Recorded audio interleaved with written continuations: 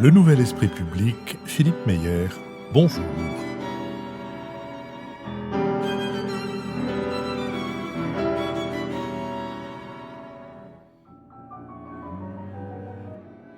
Bonjour, merci de nous avoir rejoints pour ce nouveau Nouvel Esprit Public, au cours duquel nous allons tenter d'éclairer certains aspects de l'actualité. Nous le ferons avec Marc-Olivier Padis, directeur des études de la Fondation Terra Nova, Lucille Schmid, vice-présidente de la Fabrique écologiste, Richard Verly, correspondant à Paris du quotidien en ligne suisse Blick.fr. Nous sommes partenaires de l'hebdomadaire Le 1, dont le dernier numéro a pour titre « Pourquoi le train est-il si cher ?» Il est ainsi chapeauté. Bien moins polluant que la voiture ou l'avion, le train pourrait être un instrument de la transition écologique, mais l'offre ne suit pas, les places sont insuffisamment nombreuses et de plus en plus chères. Est-ce le fruit d'une politique délibérée de la SNCF et de l'État ? La situation peut-elle vite évoluer ? Dans un grand entretien, le spécialiste des questions de mobilité et de transport Gilles Dansard revient sur les grands choix politiques et stratégiques qui expliquent la situation actuelle. Dans notre série Si c'est pour la culture, on l'a déjà donné, nous mettrons en ligne mercredi un nouvel épisode de notre conversation avec Alexandre Lacroix, directeur de la rédaction de Philosophie Magazine, à l'occasion de l'apparition de son livre « La danse, philosophie du corps en mouvement », livre écrit après avoir passé plusieurs mois avec les danseurs du ballet de l'Opéra national de Paris. Pas d'enregistrement public en mai, le théâtre de l'école alsacienne est traditionnellement voué à cette époque de l'année aux concerts et aux représentations données par les élèves. Notre prochain enregistrement aura lieu en public, aura lieu le dimanche 23 juin. Vous pouvez d'ores et déjà vous inscrire sur notre liste et toutes nos émissions font l'objet d'un compendium, un compte-rendu analytique, auquel vous pouvez vous abonner gratuitement et que vous recevrez chaque mercredi. Je vous propose de passer maintenant au premier des deux sujets que nous avons retenus, celui de Bardella. Et de quoi s'agit-il ? Jordan Bardella, avec à sa tête Jordan Bardella, la liste du Rassemblement national aux européennes caracole en tête des sondages. Elle atteint 32% dans la dernière enquête Ipsos, fin avril, pour Le Monde, et se situe 15 points devant celle de la majorité présidentielle. Les experts électoraux dressent le même constat. À partir d'un socle élevé, le Rassemblement national se renforce dans ses bastions populaires et s'élargit en direction des cadres et des retraités, tandis qu'il confirme son emprise sur les jeunes. Dans un sondage IFOP publié en mars dans Le Figaro, Jordan Bardella récolte 27% chez les 18-24 ans et 33% chez les 25-34 ans. Déjà, le vote RN est un vote jeune, explique Frédéric Dabi, le directeur général de l'IFOP. Il apparaît en rupture avec les stéréotypes classiques des personnels politiques. Le président du Rassemblement national pèse 1 million d'abonnés sur TikTok, troisième personnalité la plus suivie sur ce réseau social, après Jean-Luc Mélenchon et Emmanuel Macron. À 28 ans, le dauphin de Marine Le Pen n'a pas fait d'études poussées. Il a fréquenté quelques semaines la faculté de géographie, mais il compte déjà 12 années de terrain. De ses origines, sa naissance dans un quartier peu favorisé de Seine-Saint-Denis, le divorce de ses parents, le HLM dans lequel il est élevé par sa mère, agent territorial, il fait une force, celle de ne pas être coupé du peuple. Il fait même un clin d'œil aux étrangers en évoquant fréquemment ses racines italiennes. Et en 2015, il est élu à 20 ans conseiller régional d'Île-de-France, le plus jeune élu régional de France. En 2019, il prend la tête de la liste du Rassemblement national pour les élections européennes, marquant ainsi son entrée sur la scène politique nationale. Malgré sa jeunesse et son manque d'expérience, il obtient plus de 23% des voix, ce qui place le RN en tête du scrutin. En novembre 2022, face à Louis Alliot, il devient président du parti avec plus de 85% des voix et après un demi-siècle de gouvernance des Le Pen. Son discours reprend les thèmes classiques du parti, sécurité, immigration, souveraineté nationale, identité nationale. Au Parlement européen, la tête de liste du Rassemblement national déclare s'appuyer sur son assiduité lors des votes en session plénière. Mais ce n'est qu'une infime partie du travail parlementaire. Pour ce qui est du reste, notamment du travail en commission, Jordan Bardella brille par ses absences. Pratiquant l'évitement vis-à-vis des médias, il a refusé par 3 fois de débattre avec ses adversaires. Le 25 avril, il a quitté une conférence de presse qu'il avait convoquée pour faire pièce à celle d'Emmanuel Macron sans se prêter au jeu des questions-réponses avec les journalistes, au prétexte que le président de la République ne l'avait pas fait. Fort de ses bons sondages depuis l'automne, Jordan Bardella a théorisé la dimension nationale du scrutin européen dans le but d'en faire un marchepied vers l'élection présidentielle. Dans cette optique, il n'a d'ailleurs pas beaucoup rencontré de résistance de la part des médias. Sur cette question, Lucille Schmid. Oui, merci beaucoup Philippe. Jordan Bardella, vous venez de le dire, c'est la tentation d'un récit romanesque avec un jeune homme né à Drancy, élevé par une mère seule, qui a un physique avantageux, des costumes bien coupés, qui a commencé la politique à 18 ans et qui, lorsqu'il est arrivé à 18 ans en faculté où il voulait étudier la géographie, a tout de suite choisi l'extrême droite. Il avait déjà sa carte au Front National à l'époque. Donc c'est quelqu'un qui, au fond, affiche des convictions et vient du peuple, alors que c'est si compliqué aujourd'hui de venir du peuple lorsqu'on veut faire de la politique. Ça a été notamment un débat au moment de la liste aux européennes du Parti socialiste. Donc la tentation d'en faire ce héros est très forte aujourd'hui dans les médias, et y compris sans doute chez les électeurs. Ce serait la relève. Moi, je voudrais m'opposer fortement à cette vision en insistant sur deux choses. C'est qu'évidemment, la politique, c'est un art de la mise en scène, et d'autant plus aujourd'hui de la communication, des réseaux sociaux. Vous l'évoquiez à propos de TikTok. Jordan Bardella, c'est aussi celui qui organise des meetings dans des boîtes de nuit et qui suscite l'hystérie des fans, notamment des jeunes femmes, avec un physique qui évoque celui de Jacques Chirac jeune, certains le disent. Mais à côté de ça, c'est une vacuité sidérale lorsqu'il s'agit au fond des idées. C'est quelqu'un qui parle par slogan, qui adore utiliser le terme de submersion migratoire. On se demande si vraiment c'est lui qui a trouvé ces mots, qui a l'art de l'esquive lorsqu'il s'agit des débats, et qui pourtant, face à des adversaires qu'il désarçonne par son calme, son sourire et sans doute ce physique avantageux, réussit à déstabiliser en ne disant rien.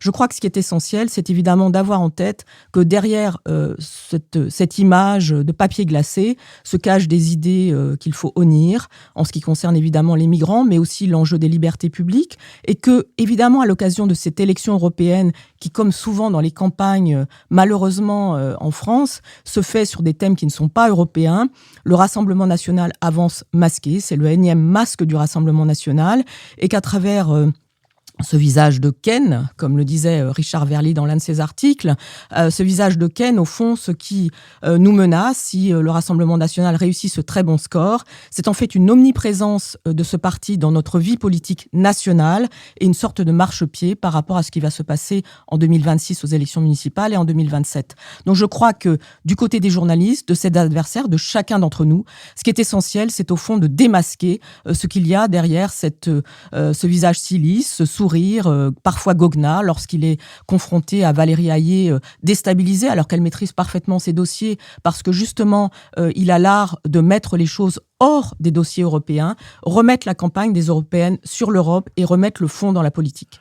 Oui, je crains que ce ne soit pas le pli que prennent la majorité des médias, puisque jeudi soir, dans sa confrontation avec Valérie Hayé, le journaliste de BFM Télé, puisque le seul endroit où il y a eu cette rencontre entre les deux, a commencé par le faire parler de ce qui était en train de se passer chez les étudiants et autres problèmes liés à l'actualité la plus nationale. Richard Verly. Sur le phénomène Bardella, la Bardella-mania en quelque sorte, moi j'aurais d'abord deux remarques, deux préambules. Premièrement, et là ça concerne les sondages, rien de neuf et rien de spécial pour la France. Aujourd'hui, l'étiage moyen des partis nationaux populistes au sein de l'Union européenne, c'est à peu près 30%. C'est à peu près 30%, c'est entre 20 et 30%, mais beaucoup de pays sont plutôt à 30%. C'est le chiffre aujourd'hui qui est donné par la plupart des instituts de sondage en ce qui concerne la liste du Rassemblement national, ce qui la place tout de même, et c'est ça l'enseignement important, plus de 10 points devant les listes suivantes, c'est-à-dire celle du camp présidentiel et celle de Raphaël Glucksmann. Mais je dirais qu'on est face à un phénomène, alors après on pourra y revenir, de rejet de l'Europe, de volonté de la déconstruire, de peur, etc., mais qui n'est pas spécifique à la France. D'une certaine manière, Jordan Bardella surfe sur une vague. Voilà. Maintenant, que fait-il avec sa planche de surf et pourquoi pour l'instant réussit-il cette opération ? À mon avis, et c'est la deuxième remarque, parce qu'il incarne quelque chose.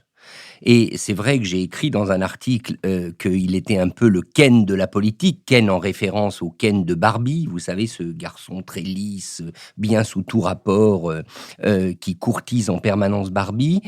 Mais il incarne quelque chose, il faut le dire. Il incarne par son parcours, ça a été dit, je ne vais pas le répéter, c'est-à-dire, lui, il peut dire « je suis fils du peuple » et il peut le dire sans être interpellé, sans être contredit.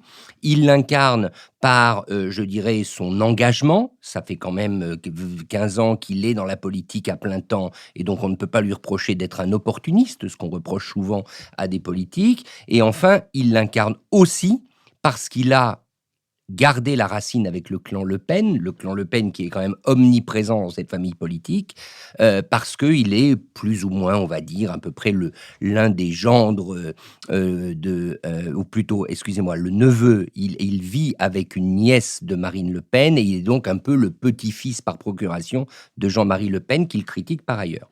Donc voilà, il incarne quelque chose. Donc cette filiation Le Pen, elle est importante parce qu'elle rassure l'électorat traditionnel de cette famille politique. La vraie question, à mon sens, c'est est-ce qu'il pense ? Est-ce qu'il a une pensée sur les choses ? Est-ce qu'il ne se tente pas de répéter ?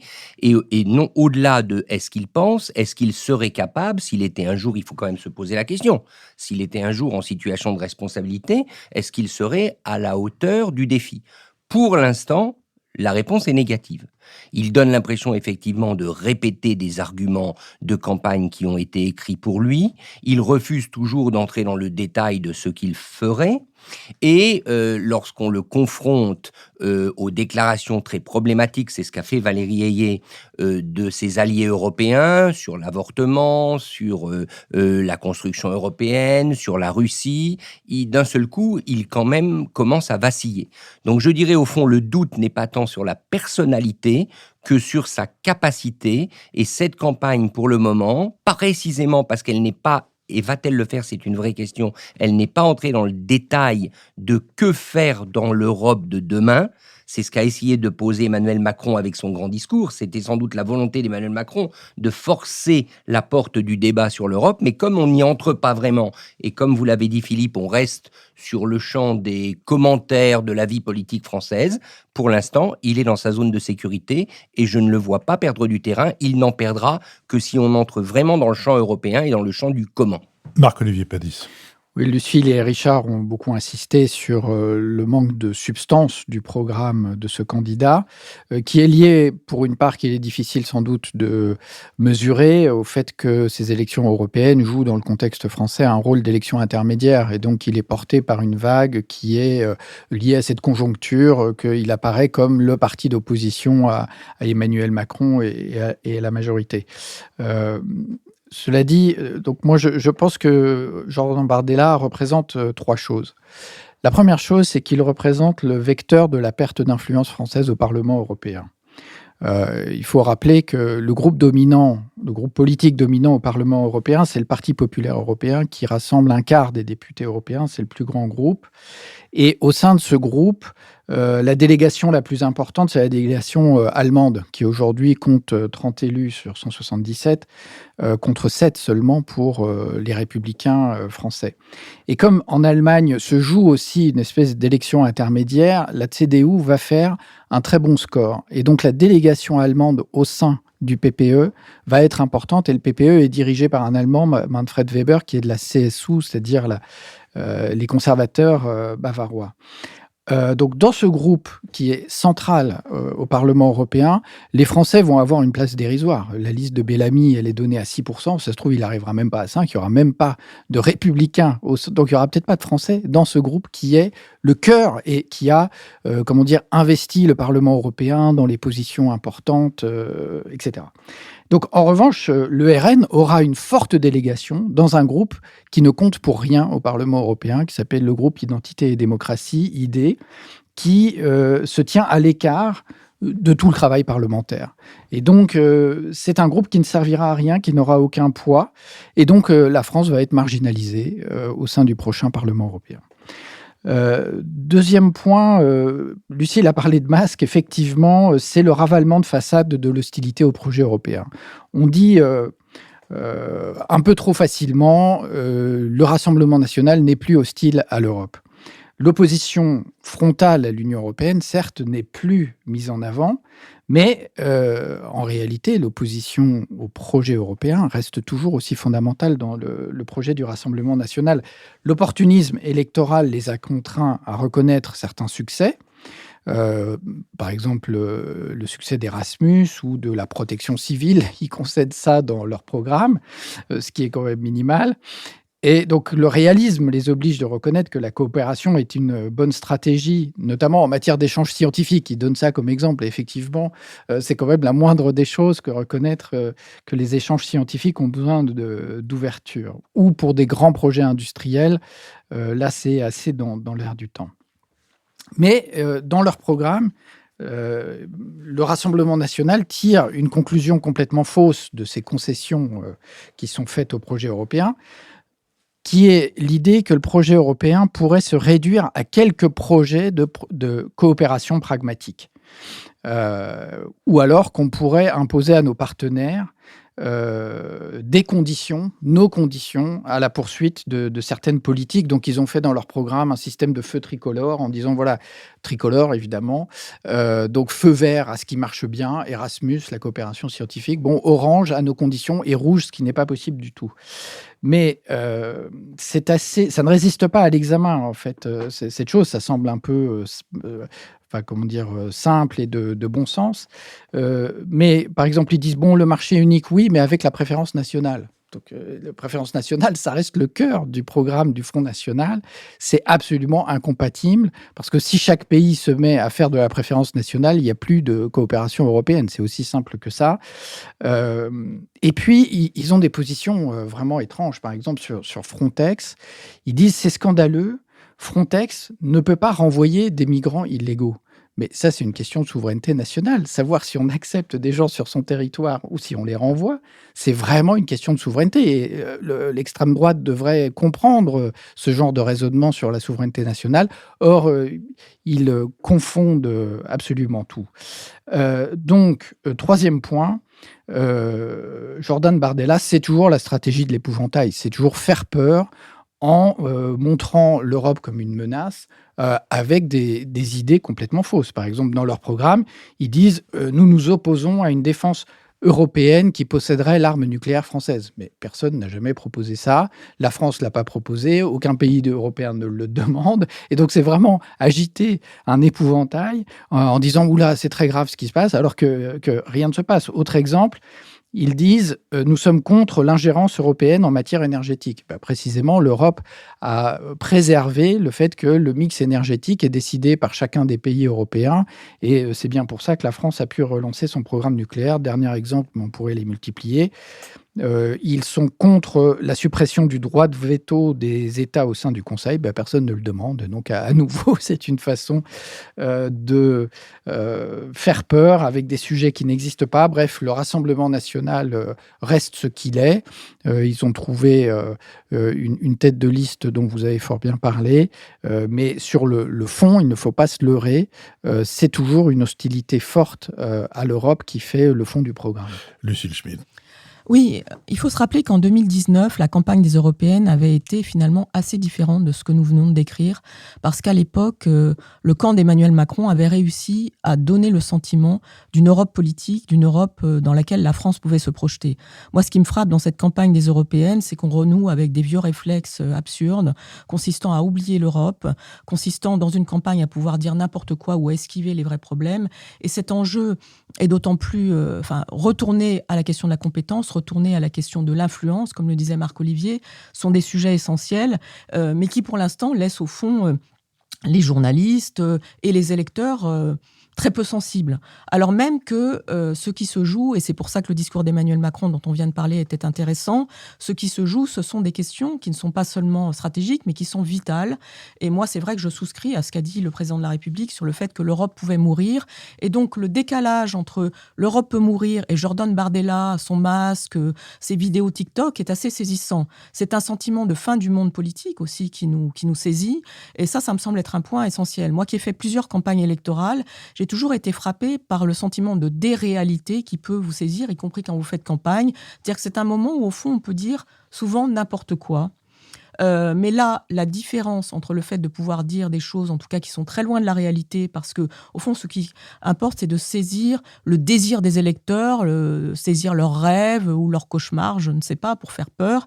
Et par rapport à cela, la difficulté dans laquelle on se trouve dans cette campagne électorale, c'est que justement, le rêve ou le cauchemar peuvent devenir réalité à une vitesse qu'on n'envisage pas.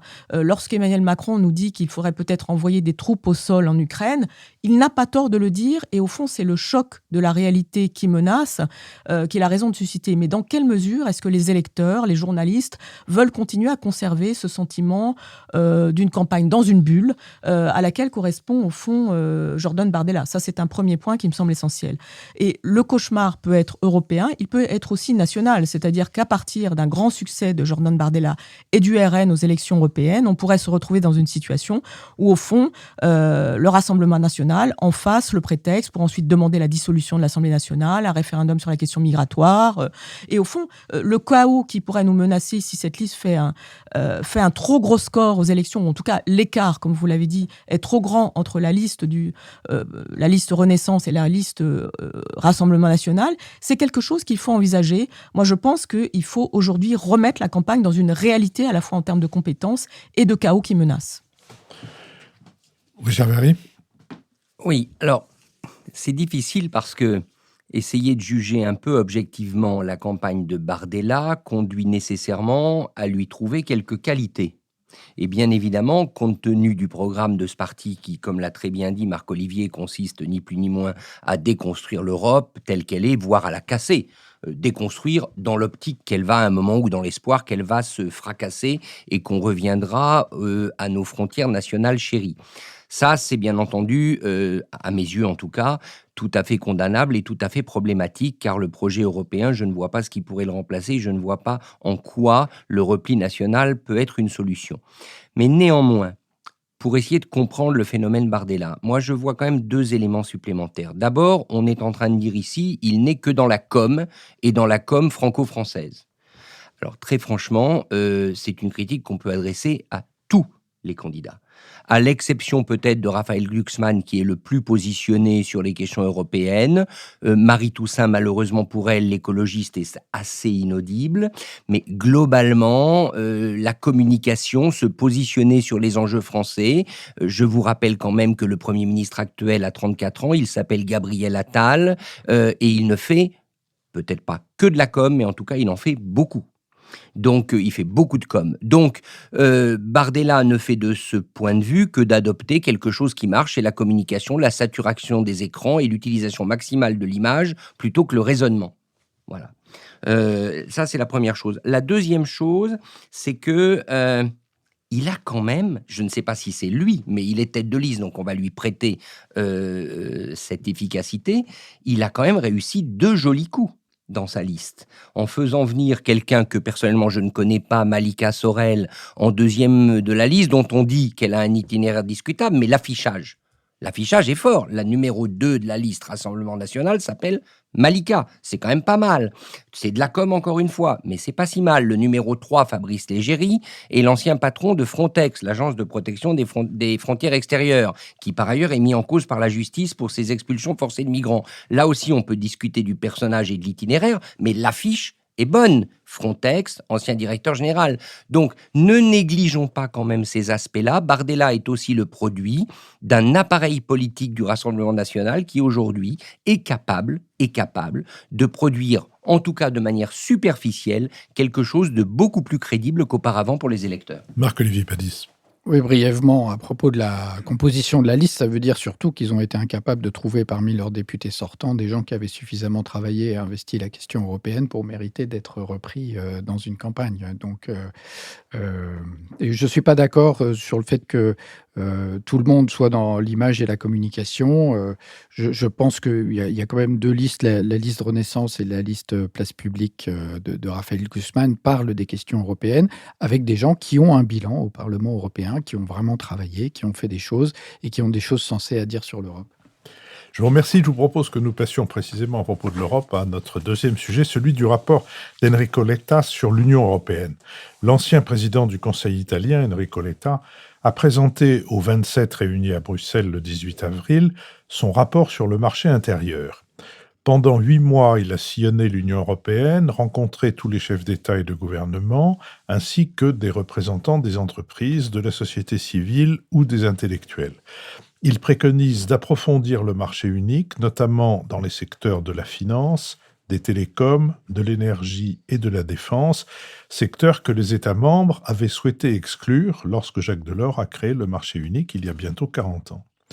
Or, le fossé se creuse entre l'Union européenne et les États-Unis. La prochaine législature doit être celle du rattrapage de notre retard, avertit Enrico Letta, qui se fait particulièrement sévère sur la finance, un des facteurs clés du déclassement européen. Il juge urgent de développer un marché financier européen plus intégré et plus robuste et propose une union de l'épargne et des investissements afin de retenir en Europe les flux de capitaux qui partent aujourd'hui massivement vers les États-Unis. En Europe, l'épargne privée est abondante, estimée à 35 000 milliards d'euros, et elle est largement inexploitée. Mais cette manne est aussi un tuyau percé. 295 milliards d'euros quittent chaque année l'Europe vers les marchés financiers américains, vers les fonds d'investissement et de pension plus attractifs, qui rachètent ensuite les entreprises européennes. Comme le résume un haut responsable français, nous finançons aujourd'hui triplement l'économie américaine par l'épargne, par les achats de défense et par les importations de gaz. Le marché des télécoms est également en proie à la fragmentation. Plus de 100 opérateurs coexistent aujourd'hui sur le continent. Un opérateur télécom européen compte en moyenne seulement 5 millions d'abonnés contre 107 millions aux États-Unis et 467 millions en Chine. De même, le secteur de l'énergie souffre d'interconnexions insuffisantes au niveau européen. Il est donc nécessaire de renforcer l'intégration des marchés en Europe dans le domaine de l'énergie pour réduire les divergences de prix de l'électricité entre les États membres, divergences exacerbées depuis la crise provoquée par l'invasion de l'Ukraine et la fermeture des robinets du gaz russe.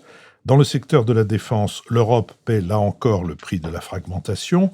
80% de ce que nous avons dépensé pour soutenir militairement l'Ukraine est allé vers des fournisseurs non européens, alerte Enrico Letta.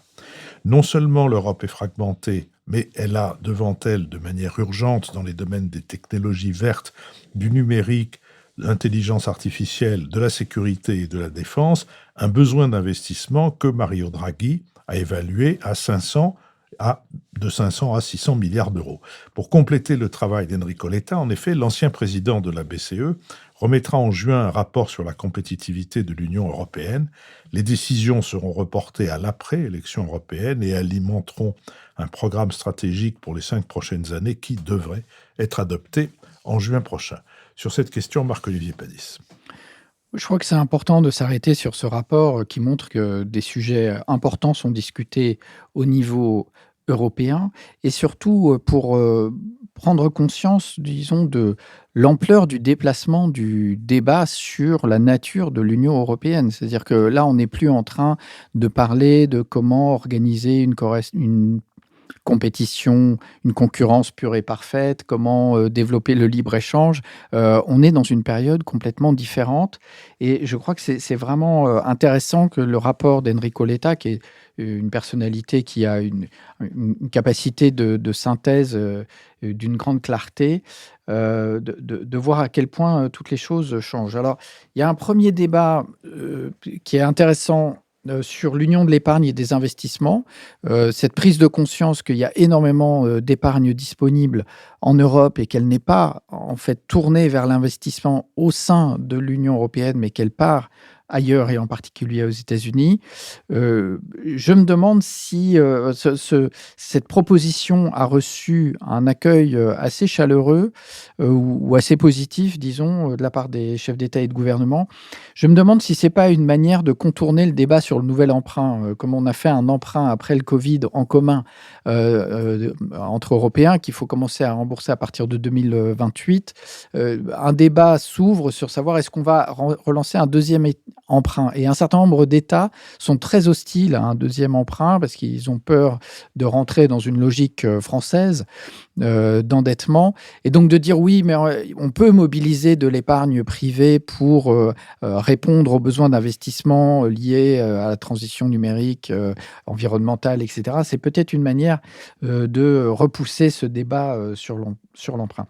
Mais ce que je voudrais dire surtout, c'est que il faut comprendre dans ce débat à quel point le choix américain de l'IRA, Inflation Reduction Act, est structurant, y compris pour la situation européenne. Parce qu'il faut comprendre que jusqu'à présent, la stratégie européenne, c'était, et qui pouvait marcher si tout le monde suivait la même logique, mais ce n'est pas le cas, c'était de dire tout le monde doit intégrer les coûts supplémentaires liés à la décarbonation. Et donc accepter une hausse des coûts de l'énergie et intégrer le coût de la transition verte de façon progressive dans nos process de fabrication, de manière à maintenir une compétitivité économique du côté de l'innovation et de la qualité.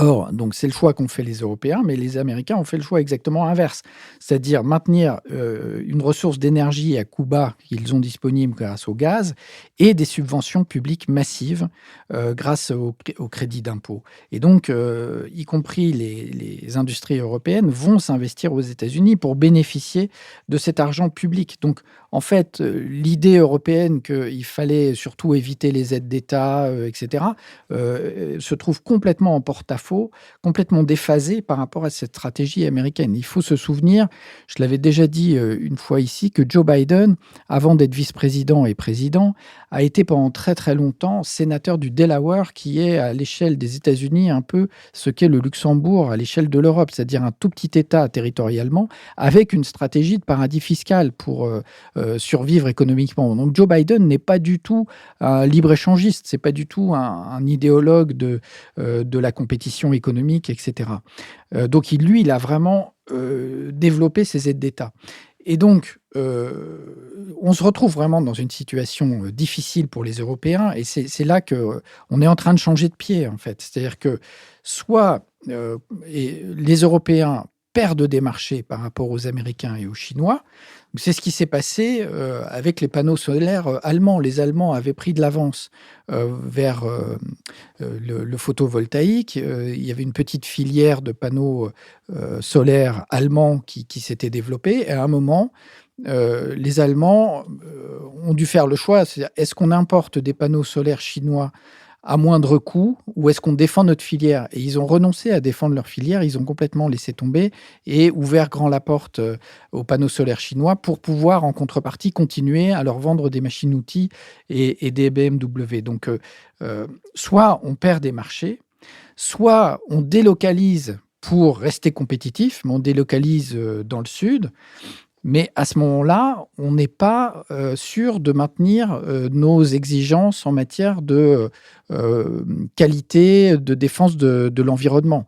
Donc, par exemple, les médicaments sont fabriqués en Inde ou en Chine, et avec 40% de prix d'écart dans la production. Donc, c'est très, très difficile de rester compétitif. Mais sur ces 40%, on considère que la moitié est attribuable à la qualité environnementale de la production européenne. Donc, si on ne fait que déplacer la pollution vers le sud, en fait, globalement, on ne s'y retrouve pas. Donc, on a deux situations perdantes. Soit on n'est plus compétitif, soit on exporte nos émissions de carbone et la pollution vers le sud. Et donc, ces deux scénarios ne sont pas possibles. Et donc, il faut réussir à dégager un troisième scénario industriel. Lucille Schmitt. Oui, je trouve ce rapport d'Enrico Letta passionnant, parce qu'il faut se rappeler que lorsque Jacques Delors fait adopter le grand marché intérieur, on est à la fin des années 1980. Et donc là, évidemment, dans les années 2020, 2024, les choses ont profondément changé, à la fois en termes évidemment de commerce international, de commerce intracommunautaire, mais aussi en termes de rapport de force entre puissances. Dans les années 80, l'Inde et la Chine pesaient beaucoup moins par rapport au marché mondial, à la mondialisation économique. Et donc, il est même assez étonnant qu'on ne se soit pas davantage interrogé sur ce que représentait un grand marché intérieur européen plus tôt. Ce rapport, comme le disait Marc-Olivier, fourmille d'idées, de propositions. Mais ce qui est intéressant, c'est surtout qu'il a eu une réception politique relativement favorable, même si plusieurs de ces propositions heurtent, comme tu l'as dit, Marc-Olivier, heurtent au fond ce qu'on appelle les États radins, les États du nord de l'Europe et l'Allemagne, sur l'idée, au fond, d'avoir une vision plus volontariste de l'Union européenne, à la fois en termes de politique industrielle et en termes d'investissement financier, en termes de ressources financières fédéralisées. Alors moi, ce que je trouve absolument passionnant, c'est que il dit aussi très clairement, Enrico Letta, qu'aujourd'hui, nous sommes en train de subventionner la puissance américaine, au fond, pour venir nous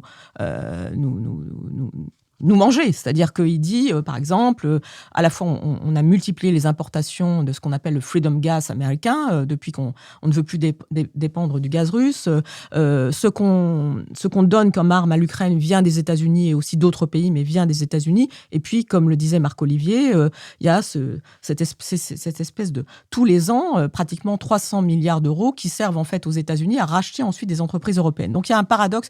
Tous les paradoxes sont étalés. Il y a une clarté là-dessus qui est très intéressante. Après, ce rapport nous met au défi directement de vouloir, au fond, avoir une intégration européenne contre laquelle un certain nombre d'États sont plutôt opposés, et aussi de modifier ce qu'on appelle la politique économique européenne, par exemple, sur les aides d'État. On sait bien que c'est un sujet sur lequel il y a une vraie lutte entre les grands États et les petits États, parce qu'il y a des grands États qui sont capables de faire des aides d'État, c'est la France et l'Allemagne essentiellement, et puis à côté de ça, il y a des petits États qui disent, écoutez, dans ce cas-là, on construit des distorsions de concurrence par rapport à nos propres entreprises. Et lorsqu'Enrico Letta propose par exemple que 10% du montant des aides d'État que la France ou l'Allemagne utilisent pour leurs propres champions nationaux soit affecté à des projets transnationaux, et au fond, il met les pieds dans le plat par rapport au rapport de force entre grands et petits États. Je trouve aussi qu'il y a une proposition très intéressante qui est celle de construire une nouvelle liberté, parce qu'il y a un certain nombre de libertés qui ont été construites sur les biens, les services, les personnes. La nouvelle liberté, au fond, européenne pour Enrico Letta et qui est fondamentale, c'est celle du savoir, de la recherche et de l'innovation. C'est-à-dire que c'est, au fond, valoriser le fait qu'aujourd'hui, nos chercheurs, nos ingénieurs, nos étudiants, ils ont plutôt envie de partir ailleurs lorsqu'il s'agit d'innover, parce que l'Union européenne n'est pas capable de leur donner les débouchés en termes de créativité qu'elle devrait leur donner. C'est-à-dire qu'ils montrent qu'il y a une sorte de gâchis européen aujourd'hui sur la question des personnes, parce que nous n'avons pas su structurer une approche suffisante. Mais évidemment, le sujet, c'est le nerf de la guerre. Le sujet, c'est est-ce que nous sommes capables, comme le disait Marc-Olivier, de faire un deuxième grand emprunt, alors même que nous n'avons pas commencé à rembourser le premier. Et le sujet, c'est aussi le budget européen, et puis la répartition entre ce qu'on relève de l'argent public et de l'argent privé. Enrico Letta dit très justement que dans les initiatives à prendre, il faut associer une stratégie qui soit celle des États et celle des grandes entreprises et des banques. Et donc, au fond, il faut réactiver un jeu d'acteurs qui associe le public et le privé. Et ça, c'est compliqué. Et aujourd'hui, la discussion est étroitement concentrée entre les chefs d'État et de gouvernement. Mais ce qui compte, c'est bien que ce soit l'ensemble de la société civile européenne qui soit concernée. Richard Verly. Avec ce rapport, que vraiment on vous recommande tous de lire et de découvrir, Enrico Letta vient de confirmer qu'il est un des théologiens les plus éclairés de l'Église communautaire européenne. Bravo, mais ça on le savait. On sait que c'est quelqu'un d'intelligent, c'est quelqu'un qui connaît très bien ses dossiers, qui a eu par ailleurs des responsabilités politiques en Italie, où il a été président du Conseil. Donc il nous livre un nouveau manuel de théologie européenne, nous en sommes ravis, ça peut servir, mais moi ce rapport m'a déçu. Ce rapport m'a déçu pour 4 raisons. La première raison, c'est qu'il faut quand même, avant de parler du marché unique, poser la question politique, est-on prêt à faire un pas fédéral ? Si on ne fait pas un pas fédéral dans cette Union européenne, on ne saura pas gérer un marché unique européen. Donc il y a un pas politique énorme. Le coût politique, COUT, de ce marché unique approfondi, plus compétitif, puisque c'était l'objet du rapport que préconise Enrico Letta, c'est un pas fédéral. Y est-on prêt ? Je ne vois pas. Pardonnez-moi, c'est la différence entre les livres saints et la pratique des fidèles. Je ne vois pas la volonté au sein de l'opinion publique européenne d'accepter ce pas fédéral requis pour gérer ce marché unique. Deuxième raison pour laquelle ce rapport m'a déçu, c'est qu'Enrico Letta, en bon social-démocrate moderne qu'il est, oublie que les flux de capitaux, et là je vais prendre ma casquette helvétique, ça ne vous étonnera pas, et elle est assez proche de la casquette luxembourgeoise, donc pas très loin de la casquette du Delaware, c'est que les capitaux vont là où ils sont rémunérés. Ne l'oublions juste pas. Regardons nous-mêmes la manière dont on gère peut-être notre épargne privée. On met l'argent là où on peut gagner le plus. Aujourd'hui, si vous êtes un investisseur européen, un zinzin, un investisseur institutionnel, c'est dommage qu'on n'ait pas Lionel Zinzou à cette table, on va là où on gagne. Là où on gagne, c'est les marchés émergents, c'est les États-Unis. Bien sûr, on peut aussi y perdre, c'est évident, mais c'est quand même là où on a la plus grande possibilité de gagner. Et je ne crois pas, vous allez me corriger, qu'il y ait des exemples en Europe depuis 20 ans de sauts de capitalisation boursière aussi impressionnants que ceux de Apple, Amazon, Tesla, on peut en citer d'autres. Bref, si vous voulez gagner du pognon, pardonnez-moi l'expression, ce n'est pas en Europe que vous allez le gagner. Et là, Enrico Letta n'en parle pas. Donc le petit sous-titre qu'il faudrait, c'est « Je vous propose un marché unique approfondi où vous pourrez placer votre épargne, mais vous ne gagnerez pas beaucoup. » Excusez-moi, je ne sais pas si ça peut passer. Troisième élément, et là, Marc-Olivier a commencé à en parler, c'est qu'il oublie, Enrico Letta aussi très largement, que la condition d'un marché unique interconnecté, intégré, non fragmenté, c'est d'être capable de le protéger. Donc, autrement dit, il faut une bonne dose de protectionnisme européen. Et ce protectionnisme européen, là, vous l'avez tous les deux dit, sur les 27, il y a la moitié des pays de l'Union européenne qui ne sont pas prêts à ça parce qu'ils n'ont rien à y gagner. Ils ont des économies qui sont avant tout exportatrices et ils n'ont pas envie de protéger leur marché pour permettre aux entreprises françaises, allemandes et italiennes de gagner davantage. Et enfin, dernier élément, et alors là, je suis tombé de ma chaise. Littéralement, parce que le saint Letta, ce théologien avisé, il ne parle quasiment jamais de social, c'est-à-dire qu'est-ce que l'employé européen moyen a à gagner concrètement à ce marché européen moins fragmenté. Et donc il manque une partie à ce rapport, c'est qu'est-ce que vous, salariés, concrètement, qu'est-ce que vous avez à gagner à vivre et à travailler dans un marché européen moins fragmenté. Si on n'aborde pas cette question, si on n'y apporte pas des réponses, désolé, mais le rapport restera comme les livres saints, il servira à dire la messe et ça s'arrêtera à la sortie. Marc-Olivier Padis. Alors, je suis assez en désaccord avec ce que vient de dire Richard. Alors, rapidement, premièrement, pour filer la métaphore religieuse, justement, ce que je voulais dire, c'est que s'il est théologien, il n'est pas du tout orthodoxe. Ce qu'il faut comprendre, c'est à quel point ce rapport est hétérodoxe, justement, par rapport à l'idée des aides d'État, de la concurrence. Donc, il ne récite pas les livres saints habituels. Deuxièmement, je suis aussi en désaccord sur l'idée qu'il faut d'abord régler la question théorique du sceau fédéral. Justement pas. Je pense que le débat théorique sur la nature profonde de l'Union européenne ne nous mène à rien. L'Union européenne n'est pas fédérale et ne sera jamais fédérale. C'est un système de coopération transnationale intégré et ça restera comme ça. Et c'est pas parce que on fait plus de coopération d'un point de vue financier qu'il faut avoir ce débat un peu, alors pour le coup théologique au sens abstrait, sur fédéralisation ou pas. Troisièmement, sur le protectionnisme européen, justement, on en parle. C'est-à-dire, et je crois que c'est Valérie Hayé qui disait pas de protectionnisme, mais de la protection. Et justement, de la protection pour protéger des filières stratégiques de la transition numérique, les batteries, l'hydrogène, etc. Et là, il y a des projets là-dessus. Et dernier point sur le salarié, il me semble que Mario Draghi, lui, la même semaine, a eu des expressions sur le droit social, mais on ne connaît pas encore le contenu de son rapport, donc on verra bien. Mais le fait de dire qu'il y a des besoins d'investissement en Europe, évidemment, c'est peut-être, en filigrane, et ça aurait pu être exprimé plus directement, mais le citoyen européen n'est pas oublié derrière cette idée qu'on a des besoins en Europe. Lucille Schmitz. Oui, merci Philippe. Moi, je pense que sur la question des personnes, au fond, et au fond des Européens, c'est la question que posait Richard en parlant des salariés. Moi, je pense que le rapport parle des Européens. C'est ça qui est intéressant, parce que lorsque justement il parle de cette liberté des savoirs, de la recherche, de l'innovation, ou lorsqu'il parle de faire des politiques plus actives, au fond, il parle de la manière dont on peut vraiment faire entrer l'Europe dans le concret au-delà du droit. Et je pense que ce qui est très intéressant dans le rapport, c'est qu'on a le sentiment que la question de la puissance est posée désormais d'une manière beaucoup plus réaliste que ce qu'on a pu faire jusqu'à présent, où l'Europe était réduite à une sorte de puissance normative. C'est-à-dire que le débat sur les normes qui a été posé en disant il y a trop de normes, il le pose d'une manière intéressante. C'est-à-dire qu'il montre bien que l'Europe est une puissance normative, mais qu'à partir de là, elle doit aussi déployer, au fond, son esprit et ses actes dans d'autres domaines. Donc ça me semble être un point essentiel. Moi, je pense que le vrai défi, c'est comment l'Union européenne peut être une puissance dans tous les domaines, à la fois sur le champ de la défense, lorsqu'il s'agit de la guerre en Ukraine, sur le champ de l'écologie, ce qui est un point essentiel, comme on l'a évoqué, et sur le point aussi du social. C'est-à-dire que là, les défis sont immenses et se posent tous à la fois. Est-ce qu'il y aura la capacité de prendre des décisions politiques ? Je crois que le sujet, c'est pas le rapport l'État, c'est la capacité des dirigeants européens à être de vrais dirigeants politiques européens. Richard Verly. Vous êtes formidable.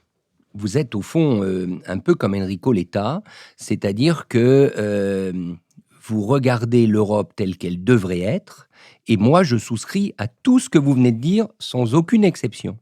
Sauf que essayons de se mettre quand même à la place non pas du lecteur du rapport, mais du citoyen européen ou de l'entrepreneur européen. Moi j'ai refermé ce rapport, pardon, et j'ai essayé de me dire si je suis entrepreneur, qu'est-ce que j'y gagne ? Ben oui, posons-nous la question. Qu'est-ce que j'y gagne ? Aujourd'hui, je continue d'être davantage gagnant si je suis un entrepreneur un peu global. Je ne parle pas de l'artisan. Si je suis un entrepreneur un peu global, je continue de gagner davantage à délocaliser en Chine et à vendre mes produits en Europe. Je continue de gagner davantage en plaçant mon argent sur des fonds qui investissent aux États-Unis. Bref, tant que cette question, pardonnez-moi d'être cru et un peu capitaliste libéral, tant que cette question du gain, ce que nous apporte concrètement un marché intégré, puisque c'est de ça dont on parle, un marché intégré sur le plan économique, industriel et des capitaux, tant qu'on n'aura pas adressé cette question du gain, de l'appât financier et industriel, je pense qu'on aura beaucoup de peine à avancer. Et il me semble que c'est ce qui manque à Enrico Letta, c'est-à-dire qu'au fond, il rêve d'être capitaliste, mais sans vraiment en avoir envie. Richard, je vais inverser la question que vous venez de traiter. Le marché unique à sa création interdisait les pays qui avaient souscrit au marché unique, interdisait donc que entre dans ce marché la finance, les télécoms, l'énergie, la défense. Enrico Letta les fait entrer. Et apparemment, les chefs d'État et de gouvernement auxquels il a présenté son rapport ont accepté que ça entre. Qu'est-ce que cette transformation, j'allais dire cette révolution, mais je ne veux pas avoir l'air de susciter votre réponse, qu'est-ce que cette transformation vous évoque, vous inspire ? Alors prenons les secteurs les uns après les autres. La finance et l'union des marchés de capitaux. Il se trouve que j'ai été correspondant à Bruxelles de 2006 à 2013 en pleine crise financière européenne. C'était le moment où on pouvait le faire. Et d'ailleurs, des personnalités comme Sylvie Goulard, qui à l'époque était députée européenne, ont même présenté des rapports sur le sujet. Ça n'a pas été fait, l'union de capitaux. À ce moment-là, alors qu'on en avait besoin, que c'était le moment d'y arriver. Donc nous expliquer maintenant qu'il faut le faire 10 ans après cette crise, j'ai de la peine à y croire. Je vais prendre un deuxième exemple, l'énergie. Guerre en Ukraine, on coupe le robinet du gaz russe. Y a-t-il un moment historique plus propice à faire le marché de l'énergie et l'interconnexion ? Écoutez, pour l'instant, on n'y arrive pas non plus.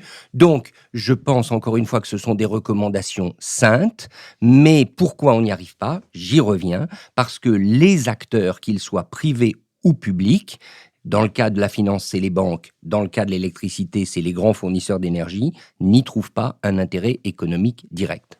Marc-Olivier Padis. Alors, juste une note de bas de page pour dire que l'interconnexion électrique, elle est faite sur le continent européen et même on a raccordé l'Ukraine au réseau européen. Ce qui fait que pour protéger l'Ukraine des coupures d'énergie qui viennent de la Russie, on a montré une solidarité concrète de l'Europe, et on en parle assez peu, mais sur le fait que l'électricité en Ukraine est raccordée au réseau européen.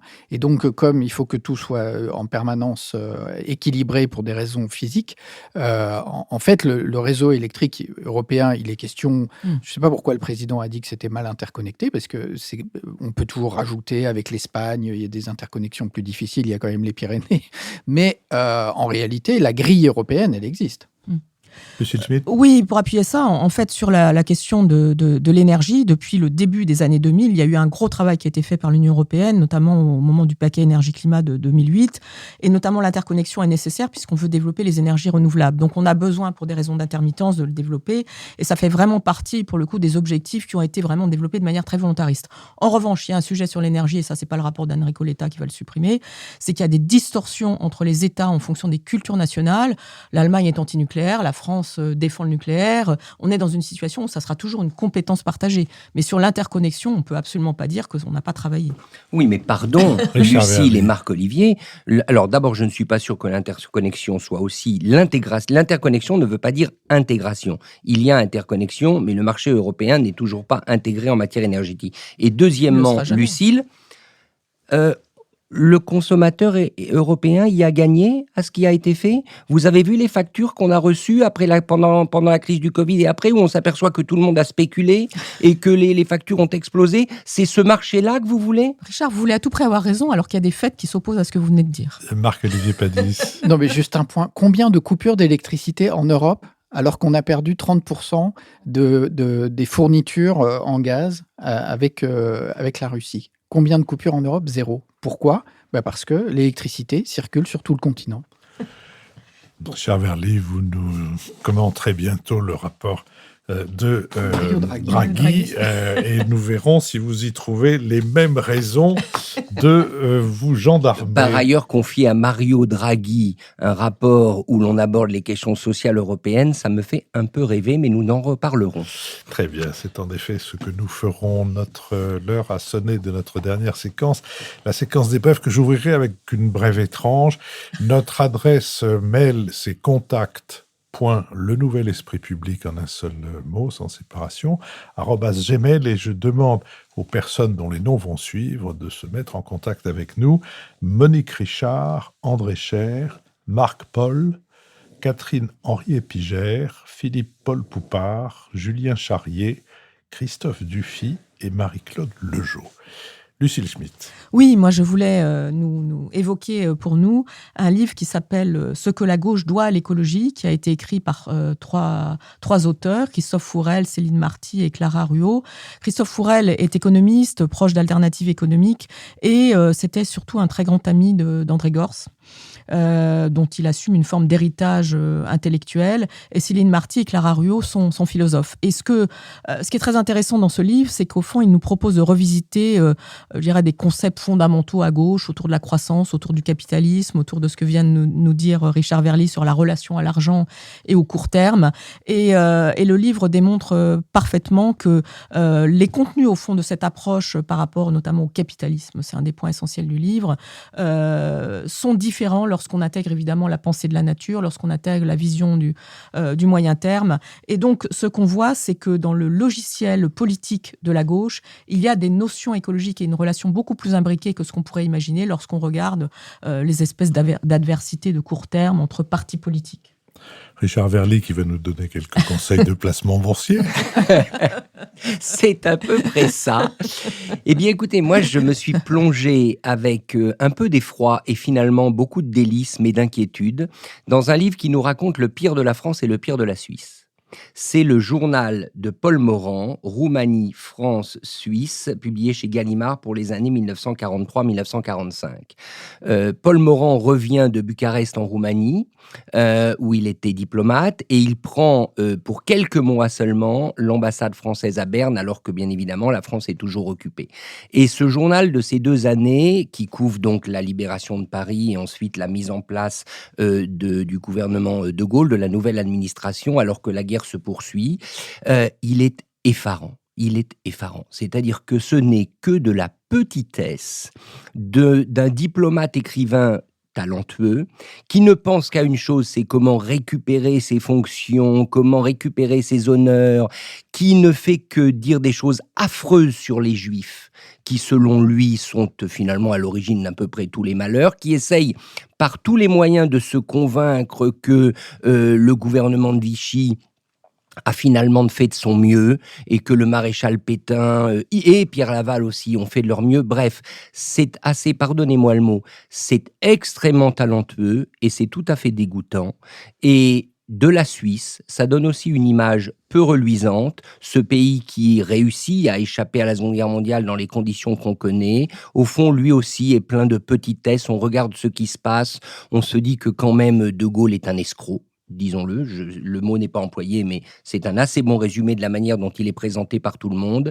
Voilà, ça nous donne un éclair de lucidité sur ce que peut être l'humanité, y compris de grands hommes et de grands talents, lorsqu'elle se retrouve prisonnière de tourmentes de ce type. Marc-Olivier Padis. Je recommande pour ma part une exposition de photojournalisme intitulée « La France sous leurs yeux » qui présente 200 regards de photographes sur les années 2020. C'est un portrait de la France au sortir de la crise Covid. La ministre de la Culture de l'époque, Roselyne Bachelot, in illo tempore, avait participé au plan de relance avec une grande commande publique aux photographes de presse, dont le pilotage avait été confié à la Bibliothèque nationale de France. Et donc, on peut voir cette exposition là-bas, à la Bibliothèque nationale de France, sur le site François Mitterrand. Et on peut aussi consulter un site qui présente cela. Ce sera mis sur le site du Nouvel Esprit Public. Alors, c'est vraiment un condensé extraordinaire de reportages, de rencontres, d'exploration dans tous les territoires français, y compris outre-mer, auprès de tous les milieux. On voit beaucoup de portraits, de lieux de vie, de métiers peu représentés. Chaque photographe de presse, donc 200 en tout, a un projet. Personne ne vagabonde au hasard. Il s'agit quand même d'une commande publique. On voit des terrains de sport, des villages oubliés, des zones industrielles, des territoires périurbains. La France est arpentée dans tous les sens. On est souvent surpris, avec un sentiment d'étrangeté plutôt que de déjà-vu. Et donc, c'est une bonne manière de se dépayser en regardant notre pays. Je vous remercie. En effet, les brèves repréciseront toutes les indications des recommandations que vous venez d'entendre. Je remercie Sophie Jacquin, avec qui cette émission a été préparée, Benoît Carré, qui va en assurer le compte-rendu analytique, le compendium, Nicolas Tourneau, qui veille à notre site, tandis qu'Olivier Magloire vous aide à vous dépatouiller quand c'est nécessaire avec les questions de cartes de crédit, de venues à expiration et autres problèmes du même genre. Je remercie Manon Boisard qui a enregistré cette conversation pour le studio L'Arrière-Boutique et Julien Neuville, les Nouvelles Écoutes, qui produisent notre podcast que vous retrouverez mercredi prochain avec la conversation avec Alexandre Lacroix sur la danse, et dimanche prochain pour une émission que nous consacrerons ou qui tournera autour de la question « Sommes-nous prêts pour la guerre ?» Sur cette joyeuse interrogation, je vous donne donc rendez-vous mercredi d'abord, puis dimanche ensuite.